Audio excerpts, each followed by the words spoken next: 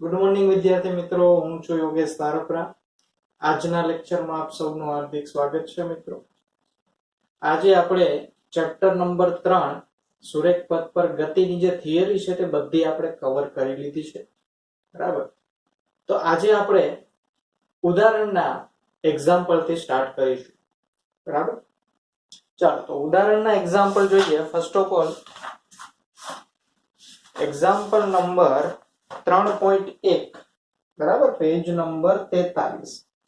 મિત્રો સાથે તમારે બુક લઈને બેસવાનું છે, જેથી કરીને તમે જે રકમ છે તે તમે જોઈ શકો તમારી જાતે, બરાબર. ચાલો, શું આપેલું છે તો કે 3.1 માં આપેલું છે કે ભાઈ એક કાર સુરેખ રેખા પર ગતિ કરે છે, જેમ કે આકૃતિ 3.1. તો પહેલા આપણે આકૃતિ 3.1 ડ્રો કરી નાખીએ. એક્ઝામ્પલ નંબર 3.1, બરાબર. તો આકૃતિ ડ્રો કરીએ તો આકૃતિમાં આપણને જે ડિસ્ટન્સ આપેલું છે તે આપણે ડ્રો કરીએ. O છે 0 પર, O 0 ઉપર છે. R આપેલો છે -120, Q આપેલો છે 240 અને P આપેલો છે 360. આ ધન x દિશા છે અને આ કઈ હશે? ઋણ x, બરાબર. ચાલો, તો આકૃતિ આપણે ડ્રો કરી લીધી. હવે શું કીધેલું છે આપણને? એમાં OP કાર છે તે 18 સેકન્ડમાં O થી P જાય છે. ચાલો, કાર છે તે O થી P જાય છે કેટલી સેકન્ડમાં? તો સમયગાળો આપણે અહીંયા લખી દઈશું કે ભાઈ 18 સેકન્ડ. 18 સેકન્ડ એટલો સમય લે છે O થી P માટે, P સુધી જવા માટે. અને 6 સેકન્ડમાં P થી Q પરત ફરે છે. તો P થી Q પાછો ફરવા માટે કેટલો સમય લે છે? 6 સેકન્ડ. P થી Q પાછો ફરે છે તો બે વસ્તુ ફાઇન્ડ કરવાની છે. કાર O થી P જાય ત્યારે અને O થી P પર જઈને Q પર પાછી ફરે, તો તેના માટે આપણે સરેરાશ વેગ અને સરેરાશ ઝડપ ફાઇન્ડ કરવાનું છે, બરાબર. પહેલા શું ફાઇન્ડ કરવાનું છે? કાર જ્યારે O થી P તરફ જાય છે તે વસ્તુ ફાઇન્ડ કરવાની છે, અને ત્યારબાદ P થી પાછો Q પર આવે તે આપણે ફાઇન્ડ કરવાનું છે. ચાલો, તો પહેલી કન્ડિશન કઈ?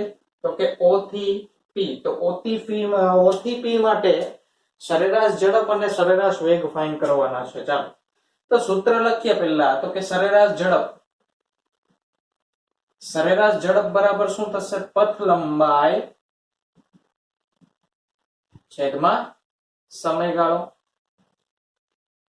ચાલો, જો પથ લંબાઈ કેટલી છે? પથ લંબાઈ કેટલી આપેલી છે? O થી P પથ લંબાઈ જુઓ 0 થી લઈને 360 એટલે 360 મીટર. સમયગાળો કેટલો છે? જુઓ 18 સેકન્ડ લે છે ને, તો 18 દુ 36 એટલે કે ભાઈ 20. પણ 20 શું? મીટર પ્રતિ સેકન્ડ. શું મળેલું છે આપણને? સરેરાશ ઝડપ મળેલી છે. હવે આપણે શું ફાઇન્ડ કરવાનું છે? તો કે સરેરાશ વેગ ફાઇન્ડ કરી લઈએ. સરેરાશ વેગ, તો સરેરાશ વેગનું સૂત્ર શું છે મિત્રો? યાદ છે ને બધાને? સ્થાનાંતર છેદમાં સમયગાળો. સ્થાનાંતરના છેદમાં સમયગાળો. સ્થાનાંતર કેટલું છે જુઓ, O થી P સુધીનું સ્થાનાંતર, તો કે અંતિમ સ્થાન માઇનસ પ્રારંભિક સ્થાન, એટલે કે 360 માઇનસ 0 એટલે કે ભાઈ 360 જ થાય છે ને. સમયગાળો તો કે એ પણ 18 સેકન્ડ લે છે ને P સુધી પહોંચવા માટે. એટલા માટે આનો વેગ પણ 20, સરેરાશ વેગ પણ કેટલો આવે છે? 20 મીટર પ્રતિ સેકન્ડ. આ કયા સમય માટે હતું? તો કે 18 સેકન્ડ માટે. ને પદાર્થ કાર જ્યારે O થી P પર જાય તે માટે હતો સરેરાશ ઝડપ ને સરેરાશ વેગ. હવે આપણે શું ફાઇન્ડ કરવાનું છે? તો B ફાઇન્ડ કરવાનું છે. પદાર્થ કાર જ્યારે O થી P જાય ને P થી પાછો પરત ક્યાં ફરે છે? Q પર ફરે છે. એટલે કે O થી P, P થી પાછો Q.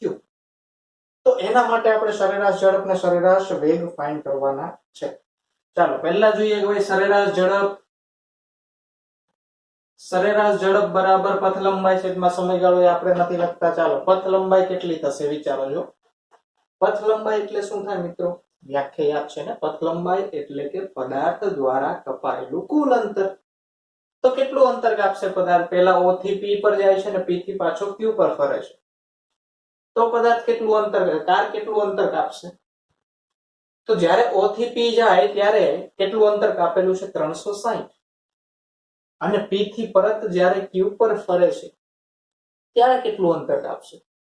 તો કે 360 માઇનસ 240, આટલું અંતર કાપશે ને. આ અંતર 240 છે તો આ અંતર કેટલું થશે? 360 માઇનસ 240. ટોટલ અંતર 360, આટલું અંતર 240, તો આ અંતર 360 માઇનસ 240 કેટલા થાય? 120. બરાબર. તો પથ લંબાઈ કેટલી થશે?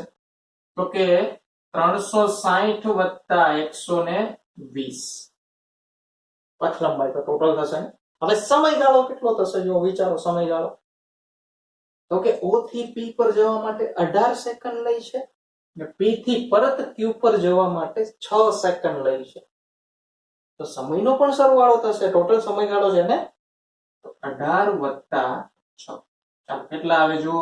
0 6 ને 2 8 3 ને 1 4, 480 ના છેદમાં કેટલા આવશે? 24. ચાલો કેટલો આવ્યો જુઓ. 24 દુ 48, 20 મીટર પ્રતિ સેકન્ડ. જો પાછો 20 મીટર પ્રતિ સેકન્ડ આવ્યો. હવે ડિફરન્સ આવશે કેમાં? સરેરાશ વેગમાં. ચાલો સરેરાશ વેગ જોઈએ તો સરેરાશ વેગ એટલે શું થાય મિત્રો? સરેરાશ વેગ એટલે તમારું થશે સ્થાનાંતર છેદમાં સમયગાળો. સ્થાનાંતર કેટલું છે જો વિચારો. સ્થાનાંતર કેટલું થશે? સ્થાનાંતર એટલે કે અંતિમ સ્થાન માઇનસ પ્રારંભિક સ્થાન. તો પદાર્થ છેલ્લે પહોંચે છે ત્યાં, તો કે ક્યુ બિંદુ ઉપર. શરૂઆત ક્યાંથી કરે છે? O બિંદુ ઉપર. તો બંને વચ્ચેનું અંતર કેટલું થશે મિત્રો? Q નું અંતર માઇનસ O નું અંતર. O નું અંતર તો 0 છે, તો Q નું અંતર અહીંયાથી કેટલું છે? 240. તો અહીંયા સ્થાનાંતર આપણું કેટલું આવશે? 240. સમય, તો કે સમય આપણને અહીંયા પહોંચવા માટે O થી P, P થી પાછો Q, એટલે સમયગાળો છે તો એનો તો સરવાળો જ થવાનો છે. 18 વત્તા 6 જ થવાના છે. તો કેટલા આવશે? 24. તો અહીંયા કેટલો આવ્યો જો? 10 મીટર પ્રતિ સેકન્ડ. બંનેનો ડિફરન્સ મિત્રો અહીંયા પ્રોપર ખ્યાલ આવી ગયો હશે તમને કમ્પ્લીટલી. હવે કે ભાઈ સરેરાશ વેગ અને સરેરાશ ઝડપ વચ્ચે શું ડિફરન્સ છે. જો જ્યારે પથ લંબાઈ અને સ્થાનાંતર બંને સરખા હતા ત્યારે બંનેની ઝડપ અને વેગ બંને કેવા મળેલા? સમાન. પણ જ્યારે પથ લંબાઈ ને સ્થાનાંતરમાં બદલાવ થયો તો ઝડપ અને વેગમાં પણ બદલાવ થાય છે. બરાબર. સમયગાળો તો બંનેનો ફિક્સ જ હશે, સમયગાળો સેમ જ રહેશે, એમાં કોઈ પણ જાતનો ચેન્જીસ આવશે. ચાલો તો આપણો આ રીતે ફર્સ્ટ એક્ઝામ્પલ અહીંયા કમ્પ્લીટ થાય છે. એક્ઝામ્પલ નંબર 2 જોઈએ. 3.2.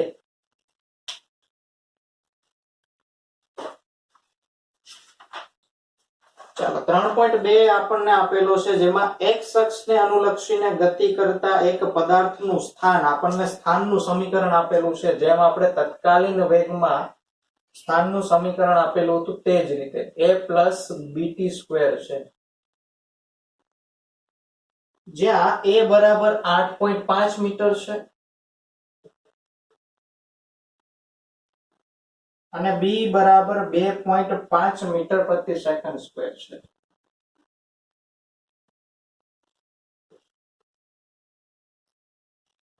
અને t નું માપન સેકન્ડમાં કરેલું છે. t નું માપન સેકન્ડમાં છે તે આપણને ખબર છે. તો t બરાબર 0 સમયે તેનો વેગ કેટલો હશે એટલે કે a ફાઇન્ડ કરવાનું છે. t બરાબર 0 સમયે વેગ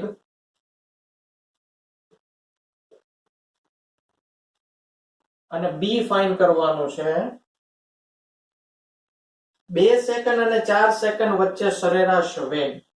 2 સેકન્ડ અને 4 સેકન્ડ વચ્ચે સરેરાશ વેગ. બે વસ્તુ આપણે ફાઇન્ડ કરવાની છે. આપણને ઇક્વેશન આપેલું છે, તો કઈ રીતે કરીશું? પહેલા તો અહીંયા જોઈ લો, આપણે સેકન્ડ ચેપ્ટરમાં શું જોયેલું? પારિમાણિક વિશ્લેષણની રીત. તો અહીંયા જો પારિમાણિક વિશ્લેષણમાં a ની કિંમત મીટરમાં, જો x મીટરમાં હોય તો a પણ મીટરમાં આવી ગયો. અહીંયા શું છે? મીટર પ્રતિ સેકન્ડ સ્ક્વેર. તો અહીંયા આ મીટરમાં છે, આ છે સેકન્ડ સ્ક્વેર, સોરી આ મીટર પ્રતિ સેકન્ડ સ્ક્વેર છે, આ સેકન્ડ સ્ક્વેર છે. તો સેકન્ડ સ્ક્વેર કેન્સલ ને અહીંયા પણ મીટર, તો આ ત્રણે ત્રણ જો મીટરમાં આવી ગયા. એનો મતલબ આ સમીકરણ પારિમાણિક વિશ્લેષણની દ્રષ્ટિએ કેવું છે? સફળ છે, સાચું છે. ચાલો, આપણને કીધેલું છે t બરાબર 0 સમયે વેગ. એનો મતલબ કે ભાઈ t બરાબર 0 સમયે આપણને વેગ કેટલો મળશે તે આપણે ફાઇન્ડ કરવાનું છે. બરાબર, તો t બરાબર 0 સમયે વેગ, તો ઘણા શું કરશે કે ભાઈ t ની કિંમત 0 મૂકી દો પછી વેગ ફાઇન્ડ કરી લો. કરે ને ઘણા? તો કેટલો આન્સર આવશે? તો આમાં કેટલો આન્સર આવશે? તો કે 8.5. અને સ્થાનાંતરનો આન્સર આવશે મિત્રો. જો અહીંયા x બરાબર આપેલું છે, આપણને v બરાબર નથી. બરાબર, તો એના માટે આપણે શું કરવું પડે? આપણને ખબર છે v વેગ બરાબર a ફાઇન્ડ કરીએ, આન્સર એ. તો a ફાઇન્ડ કરીએ, તેમાં વેગ v બરાબર શું થાય? તો કે dx/dt. યાદ છે ને બધાને? ચાલો, dx/dt, વેરી ગુડ. ચાલો, d/dt શું કરીશું? x ની કિંમત મૂકી દો, a + bt². કોની સાપેક્ષમાં વિકલન થાય છે? t ની સાપેક્ષમાં.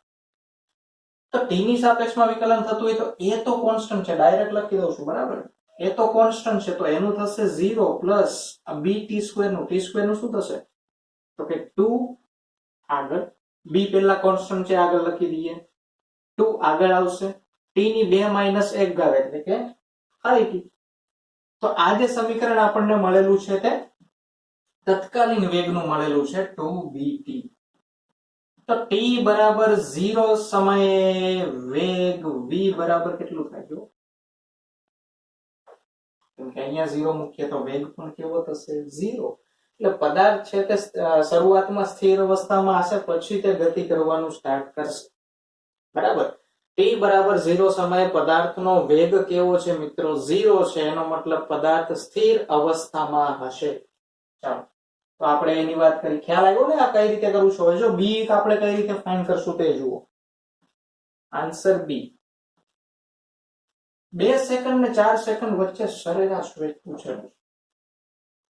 તો આ રીતના જ્યારે પણ તમને એક્ઝામ્પલ પૂછવામાં આવે ત્યારે તમારે યાદ રાખવાનું કે કોઈ પણ સમયે 0 સેકન્ડ, 1 સેકન્ડ, 2 સેકન્ડ, 3 સેકન્ડ, કોઈ પણ સમયે તમને જો વેગ પૂછેલો હોય અને x નું સમીકરણ આપેલું હોય, તો x ના સમીકરણનું વિકલન કરીને આની કિંમત એટલે કે 0, 1, 2, 3 જે પણ આપેલી હોય તે કિંમત મૂકીને આપણે વેગ ફાઇન્ડ કરવાનો થશે.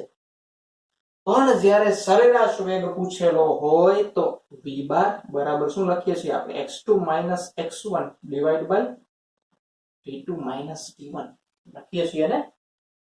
તો એનો મતલબ અહીંયા કયો સમયગાળો હશે? x2 કયો હશે? તો કે x2 હશે કયા સમયનો?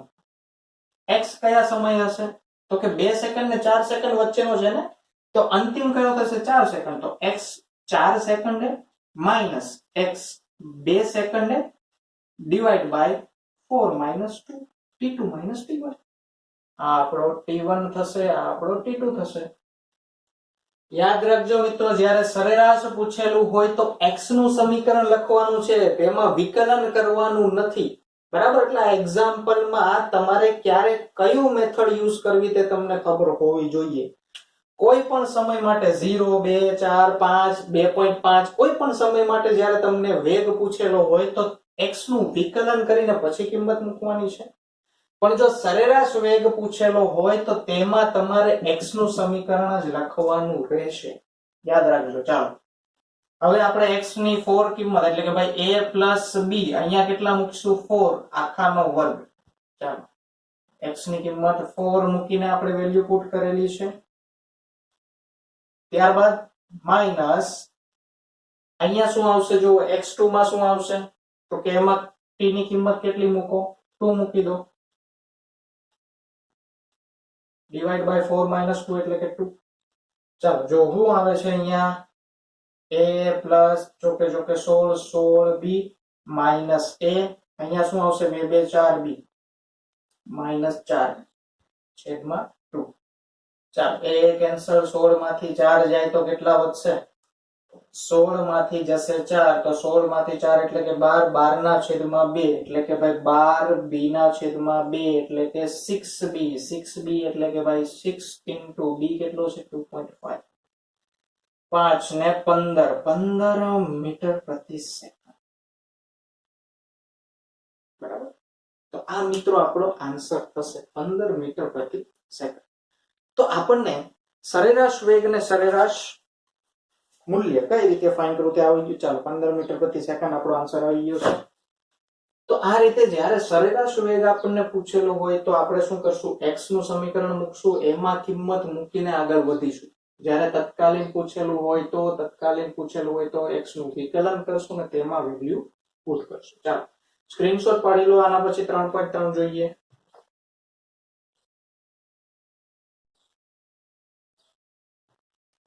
ચાલો થર્ડ એક્ઝામ્પલ છે. આપણને કીધેલું છે કે ભાઈ કલન શાસ્ત્રનો ઉપયોગ કરીને નિયમિત પ્રવેગી અથવા તો અચળ પ્રવેગી ગતિનું સમીકરણ આપણે સાબિત કરવાનું છે. 3.3. તો મિત્રો આના માટે આપણે શું કરીશું, સિમ્પલ છે. અચળ પ્રવેગી ગતિના અથવા તો નિયમિત પ્રવેગી ગતિના સમીકરણો આપણે લખી નાખીએ તો અહીંયા આવશે ભાઈ v બરાબર v0 પ્લસ at, x બરાબર v0t પ્લસ 1/at સ્ક્વેર, અને અહીંયા શું આવશે v square minus v0 square બરાબર 2ax. ચાલો આ ત્રણ સમીકરણો આપણે કલન શાસ્ત્રની મદદથી એટલે કે ભાઈ સંકલન વિકલનનો ઉપયોગ કરીને આપણે મેળવવાના છે. તો આના માટે મિત્રો આપણે 3 સ્ટેપ યાદ રાખવાના છે. પહેલું સ્ટેપ છે a બરાબર dv બાય dt. ખબર છે ને પ્રવેગનું સમીકરણ, પ્રવેગ બરાબર dv બાય dt એટલે કે ભાઈ વેગનું વિકલન કરવાનું છે, એનાથી આપણને પ્રવેગ મળશે. તે આપણને ખબર છે, બધાને યાદ છે ભાઈ. અહીંયા વેગનું વિકલન કરશું તો પ્રવેગ મળશે. બીજું સ્ટેપ શું કરશું કે ભાઈ સ્થાનાંતરનું વિકલન કરશું. શું કરશું તો વેગ મળશે. થર્ડ સ્ટેપ પાછું ફર્સ્ટ સ્ટેપ રિપીટ થશે, a બરાબર dv બાય dt. આ 3 સ્ટેપ છે. 3 વાર આપણે ઇક્વેશન મૂકીને વેલ્યુ ફાઇન્ડ કરવાની છે, એટલે 3 ઇક્વેશન આપણને મળી જશે. ચાલો જો યાદ રાખજો, જ્યારે સ્થાનાંતરનું વિકલન કરશો તો વેગ મળશે, વેગનું વિકલન કરશો તો પ્રવેગ મળશે. આના કરતા ઉલટું જ્યારે સંકલનની વાત આવે ને તો સંકલન ઉલટું થાય કે ભાઈ આનું એનું સંકલન કરશો તો v મળશે, v નું સંકલન કરશો તો x મળશે, સ્થાનાંતર. ચાલો ફર્સ્ટ સ્ટેપ પર આગળ વધીએ આપણે. a બરાબર અહીંયા આપેલું છે dv બાય dt. ચાલો શું કરીએ હવે, dt ને આ બાજુ ગુણી દો તો a બરાબર a ઇન્ટુ dt બરાબર આવી જશે dv. હવે જો બંને બાજુ સંકલન લેવાના છે મિત્રો. સંકલન તમારે 12th માં આવશે, પણ અહીંયા આપણે બેઝિક જોઈ લઈએ કે સંકલન જ્યારે પણ સંકલન આપેલું હોય તો સંકલન બે ઇક્વેશન છે જે આપણે જોઈ લઈએ. અહીંયા સંકલન કોઈ પણ એ કોન્સ્ટન્ટ નું છે, t ની સાપેક્ષમાં માનો કે સંકલન છે. આ સંકલનનું સ્વરૂપ છે બરાબર, આ લાંબો s અને dt એ બંને થઈને સંકલનનું સ્વરૂપ બનાવે છે. એ છે માનો કે કોન્સ્ટન્ટ છે, તો કોન્સ્ટન્ટ નું સંકલન એ બહાર આવી જશે ને t થશે. કોની સાપેક્ષમાં કરીએ છીએ, t ની સાપેક્ષમાં, એટલા માટે. ચાલો પછી બીજું ઇક્વેશન, માનો કે a t નું સંકલન કરીએ છીએ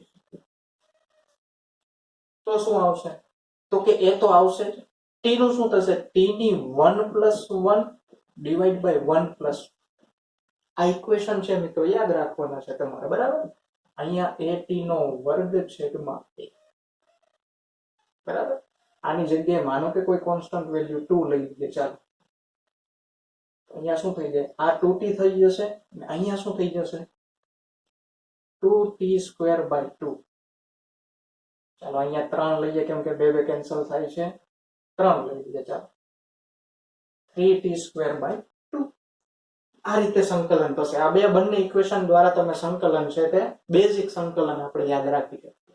ચાલો તો હવે શું કરીશું, પહેલા તો લિમિટ મૂકીશું. સમયની લિમિટ ક્યાંથી ક્યાં સુધી હોય કે 0 થી સારું ચાલુ કરે છે અને t સુધી જાય છે, એટલે 0 થી લઈને t સુધી બરાબર. હવે જો લિમિટ વાળું આપણે અહીંયા જ કરી નાખીએ એટલે તમને પ્રોપર ખ્યાલ આવી જાય. લિમિટ કઈ રીતે મૂકવાની છે, માનો કે 3 કોન્સ્ટન્ટ છે, t નું સંકલન શું થાય તો કે t²/2. લિમિટ માનો કે 0 થી t સુધીની છે, તો અહીંયા 0 લખવાનું, અહીંયા t લખવાનું બરાબર, 0 થી t. હવે શું કરવાનું છે તો કે 3 એમનેમ રવા દો, t એકવાર t ની જગ્યાએ અહીંયા જે લિમિટ આપેલી હોય તે મૂકવાની છે, એટલે કે ભાઈ t નો વર્ગ છેદમાં 2 માઈનસ કરીને એકવાર t ની જગ્યાએ 0 મૂકવાનો છે. થઈ ગયું 3t²/2. ખબર પડી ને લિમિટ? ચાલો આ રીતે આપણે લિમિટ મૂકીશું. ચાલો અહીંયા જોઈએ 0 થી લઈને t ને v ની લિમિટ ક્યાંથી ક્યાં મૂકીશું? તો કે માનો કે પદાર્થ v0 થી શરૂઆત કરે છે. આપણે ઇક્વેશન સાબિત કરેલા ને v0 વાળા. અહીંયા v0 થી v. ચાલો અહીંયા શું આવશે? જુઓ કોન્સ્ટન્ટ ની હમણાં જ આપણે વાત કરી, at આવી જશે. at કેમ કે 0 છે. અહીંયા શું આવશે? તો કે અહીંયા કઈ નથી, એનો મતલબ કે v આવશે. v ની 0 ઘાત હશે ને. ચાલો જો આપણે કરીએ તો અહીંયા v ની 0 ઘાત +1 છેદમાં 0 + 1 આ રીતે આવશે ને. લિમિટ આવશે v0 થી v. બરાબર. ચાલો હવે તો કે હવે શું કરીએ? લિમિટ મૂકી દઈએ. અહીંયા at બરાબર 0 + 1 1 જ થાય ને, તો એની કિંમત મૂકવાની જરૂર નથી. અને અહીંયા v ની 0 + 1 એટલે કે v ની 1 ઘાત. તો એકવાર v ની જગ્યાએ v મૂકવાનો છે ને માઈનસ કરીને એકવાર v ની જગ્યાએ v0 મૂકવાનો. જો પહેલું સમીકરણ મળી ગયું આપણને.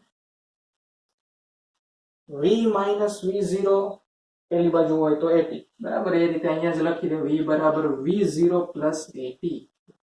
મળી ગયું ને સમીકરણ નંબર 1 છે ને, એકદમ ઈઝી. ચાલો હવે સમીકરણ નંબર 2 ફાઇન કરીએ. તો સમીકરણ નંબર 2 ફાઇન કરવા માટે આપણે શું લખીશું? v બરાબર dx/dt. ચાલો સેમ કરવાનું છે. અહીંયા શું કરશું? v dt બરાબર dx. સંકલન કરો, લિમિટ મૂકો. લિમિટ મિત્રો કેની મૂકવાની છે? કે અહીંયા જેની સાપેક્ષમાં સંકલન થાય તેની મૂકવાની છે. બરાબર. માનો કે અહીંયા v આપેલો છે તો v0 v નથી લખવાના, પણ જેની સાપેક્ષમાં આપણે સંકલન કરીએ છીએ, માનો કે અહીંયા સમયની સાપેક્ષમાં કરીએ છીએ તો અહીંયા સમયની લિમિટ. અહીંયા કેની લિમિટ મૂકીશું?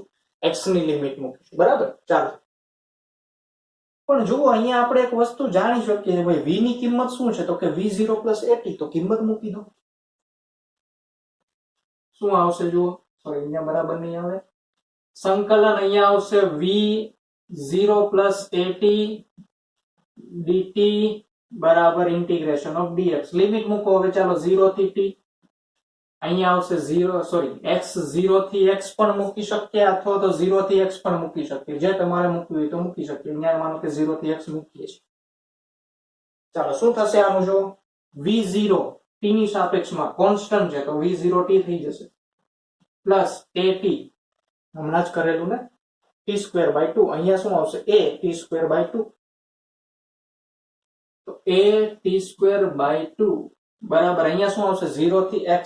તો x જો બીજું સમીકરણ આવ્યું x બરાબર v0t + 1/2 at². એને એકદમ ઈઝી.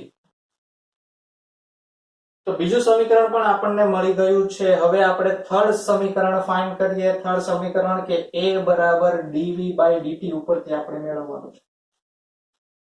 થર્ડ એન્ડ લાસ્ટ સમીકરણ છે. આ સમીકરણ આપણને મળશે. ચાલો કઈ રીતે મેળવી શકીએ? તો હવે શું કરવાનું છે? આ dv ને dt છે તેને એકવાર x dx વડે ગુણવાનું છે ને એકવાર dx વડે ભાંગવાનું છે. a બરાબર dv/dt dx ના છેદમાં dx. આને કઈ રીતે લખી શકીએ? જુઓ dv ના છેદમાં dx. આ dx ને આ બાજુ લઈ આવીએ ઇન્ટુ dx ના છેદમાં dt. આ dt ને આ બાજુ લઈ આવીએ. પણ અહીંયા જુઓ મિત્રો, dx ના છેદમાં dt બરાબર શું છે? જુઓ જુઓ જુઓ જુઓ v છે ને, તો એ કિંમત અહીંયા v તરીકે લખી શકીએ. તો a બરાબર શું આવશે? v dv/dx. dx ને આ બાજુ લઈ જાઓ. a dx બરાબર v dv. સંકલન કરો બંને બાજુ. શું આવશે? 0 થી x v0 થી v. જો ને dv ની સાપેક્ષમાં છે ને, તો અહીંયા શું હશે? v0 થી v. ચાલો અહીંયા શું થશે? x એ કોન્સ્ટન્ટ છે, બહાર નીકળી જશે. 0 થી x છે તો શું આવશે? x ની 0 + 1 છેદમાં 0 + 1 એટલે કે x આવશે. બરાબર. અહીંયા શું આવશે? v નું સંકલન શું થાય? જો v નું સંકલન આપણે પ્રોપર કરીએ. v નું સંકલન v² છેદમાં 2 થશે. એકવાર v ની કિંમત v 0 અને એકવાર કિંમત v મૂકવાની થશે અહીંયા. તો શું આવશે જો હવે 2 ને આપણે અહીંયા ગુણી દઈએ તો ચાલે? તો કે હા ચાલે, કેમ કે એને આની સાથે કોઈ મતલબ નથી. આ કોન્સ્ટન્ટ બહાર કાઢી લઈએ અને 2 અહીંયા ગુણી દઈએ તો અહીંયા શું આવી જશે જો 2x આવી જશે. અહીંયા આવશે v ની કિંમત એકવાર v એટલે કે v² માઈનસ v ની કિંમત એકવાર v0 એટલે કે v0². સમીકરણ મળી ગયું v² માઈનસ v0² બરાબર 2ax. આ થર્ડ સમીકરણ છે. આ રીતે કલન શાસ્ત્રની મદદથી પણ આપણે ત્રણ સમીકરણો મેળવી શકીએ છીએ. તો મિત્રો યાદ રાખવાનું છે, આપણને ગ્રાફિકલ મેથડ થી પણ પૂછાઈ શકે છે. આ મોસ્ટ ઇમ્પોર્ટન્ટ ટોપિક છે આ ચેપ્ટરનો. બરાબર, આ બે માંથી કોઈ એક હોય છે જ એક્ઝામમાં. બરાબર, તો આપણને ગ્રાફિકલ મેથડ થી પણ અચળ પ્રવેગી ગતિના કાં તો નિયમિત પ્રવેગી ગતિના સમીકરણો લખો એવું પૂછાઈ શકે છે, કાં તો કલન શાસ્ત્રની મદદથી નિયમિત પ્રવેગી ગતિના કે અચળ પ્રવેગી ગતિના સમીકરણો મેળવો. એ બે રીતે પૂછાઈ શકે છે. તો બંને રીતે આપણે યાદ રાખવાનું છે. બંને એકદમ ઈઝી છે. ખાલી સંકલનના સિમ્પલ સ્ટેપ યાદ રાખવાના છે અને આ 3 સ્ટેપ યાદ રાખવાના છે. પહેલા કયું સમીકરણ લેવું, પછી કયું. આમાં આગળ પાછળ થઈ જાય તો પણ એનાથી કઈ મતલબ નથી. એવું નથી કે પહેલા આ જ સમીકરણ ફાઇન્ડ કરી શકો. ગમે તે સમીકરણ ફાઇન્ડ કરવાના, પણ 3 સમીકરણો આપણને મળવા જોઈએ. આ 3 સમીકરણો છે કે જે આપણાથી સાબિત થઈ જવા જોઈએ. ચાલો, આ સાથે આપણો લેક્ચર કમ્પ્લીટ કરીએ છીએ મિત્રો. નેક્સ્ટ લેક્ચરમાં ફરી મળીશું. Thank you.